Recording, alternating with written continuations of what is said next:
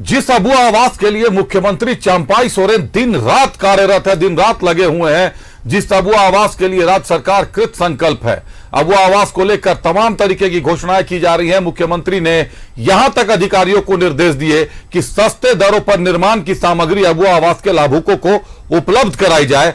आखिर उसी अबुआ आवास पर बुलडोजर कैसे चल गया, क्या है पूरा मामला, देखिए रिपोर्ट। गढ़वा में अबुआ आवास पर चला बुलडोजर। वन विभाग की टीम ने चलाया बुलडोजर। ग्रामीणों ने वन विभाग की टीम पर किया हमला। सीएम के ड्रीम प्रोजेक्ट पर क्यों चला बुलडोजर? ये तस्वीर है गढ़वा जिले की भंडरिया प्रखंड के फकीराडीह पंचायत की। अबुआ आवास योजना के तहत मकान का निर्माण हो रहा था। वन विभाग की टीम ने निर्माणाधीन मकान पर बुलडोजर चला दिया। निर्माणाधीन मकान के पिलर को तोड़ दिया गया। मकान पर बुलडोजर चलता देख ग्रामीण आक्रोशित हो गए। ग्रामीणों ने वन विभाग की टीम पर हमला बोल दिया, जिसमें कई लोग घायल हो गए। जेसीबी को कब्जे में ले लिया। पीड़ित महिलाएं अब प्रशासन की कार्य प्रणाली पर भी सवाल उठा रहे हैं। हाँ, जेसीबी से टूटल बा, जेसीबी से टूटल बा ही।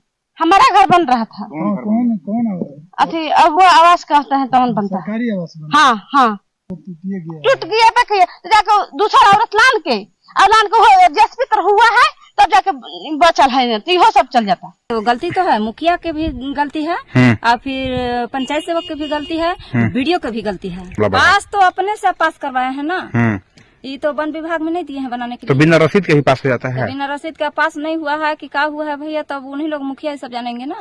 उधर एसपी दीपक पांडे ने कहा कि वन विभाग की टीम पर हमला हुआ है। पुलिस ने मामला दर्ज कर लिया है। जांच के बाद दोषियों पर कार्रवाई होगी। भंडरिया के फकीराडीह गांव में वन विभाग के एक पदाधिकारी वहां गए थे। उनको ये सूचना थी कि वहां पे अवैध या वन विभाग की जमीन पर अबुआ आवास का निर्माण किया जा रहा है। उसी सूचना पर वो जेसीबी लेकर के उसको तोड़ने के लिए वहां गए थे और ग्रामीणों के साथ में उनकी बकझक हुई है।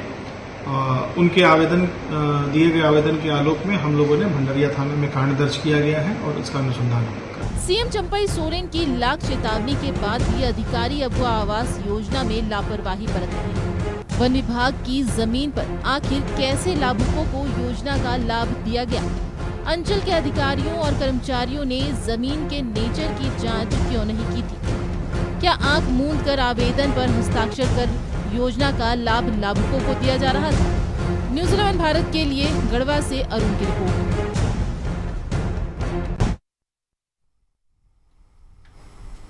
रुक करते हैं, हमारा सहयोगी अरुण हमारे साथ सीधे गढ़वा से जुड़ रहे हैं। अरुण, सीएम चंपाई सोरेन के ड्रीम प्रोजेक्ट पर बुलडोजर, ये कैसे संभव हो गया? बिल्कुल, देखिए अब से आपको बता दूं हम कि गढ़वे जिले के ये भंडरिया प्रखंड का मामला है। पूरा भंडरिया प्रखंड के ये फकीराडीह पंचायत है, जहां पे कि डाइनबसिया गांव है। वहां पे वन विभाग की भूमि पर जो है कि वो अबुआ आवास बनाया जा रहा था, जो कि अबुआ आवास को जो निर्माण कार्य चल रहा था उसको अतिक्रमण मुक्त करने के लिए वन विभाग की टीम पहुंची हुई थी, जो कि ग्रामीणों ने हमला कर दिया। उसके बाद कई वनकर्मी घायल हो गए। उसके बाद अफरा तफरी में जो है वहां से ले जाकर सामुदायिक स्वास्थ्य केंद्र भंडरिया में भर्ती करवाया जाया गया। उसके बाद लोग जान बची। लेकिन सबसे बड़ा अभिषेक देखिए बात यहाँ पे ये उठता है कि आखिर प्रखंड के कर्मी क्यों नहीं उस जमीन को किस किस्म की जमीन है, क्यों नहीं उसकी नेचर जांच की गई? क्या आखिर रैयत है या फिर जीएम लैंड है, यानी कि सरकार की भूमि पर अबुआ आवास पर पास किया जा रहा है या फिर रैयत के भूमि में पास किया जा रहा है? विवाद का कारण मुख्य रूप से अधिकारी को इसमें यहाँ के लोग मानते हैं। अभिषेक जी, अरुण, कुल मिलाकर आप जो कह रहे हैं उसका मतलब एक ही है कि वन विभाग का यह कहना है कि जमीन वन विभाग की है, तो वन विभाग की जमीन भी सरकारी जमीन है। जमीन की प्रक्रिया क्या है, किस तरीके से अबुआ आवास के लिए उनका चयन किया गया?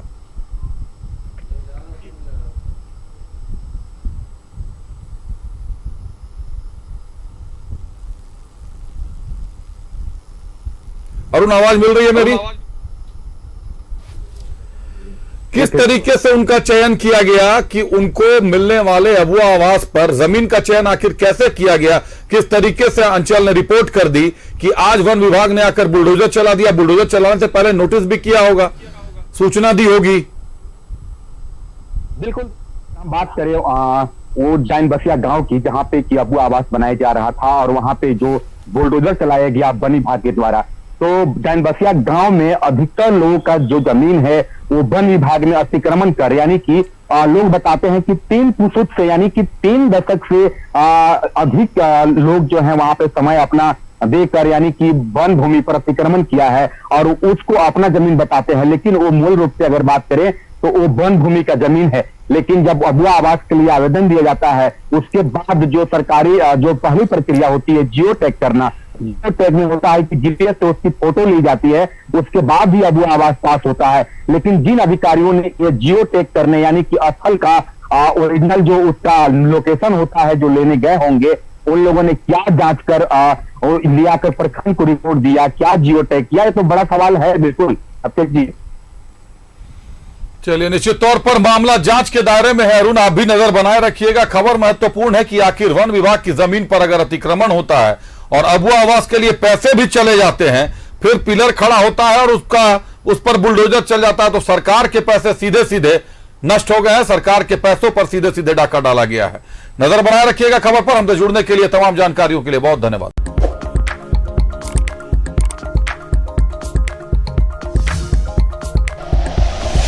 Like and share videos, subscribe करें हमारा चैनल और प्रेस करें बेल आइकॉन। न्यूज़ 11 भारत, सच है तो दिखेगा।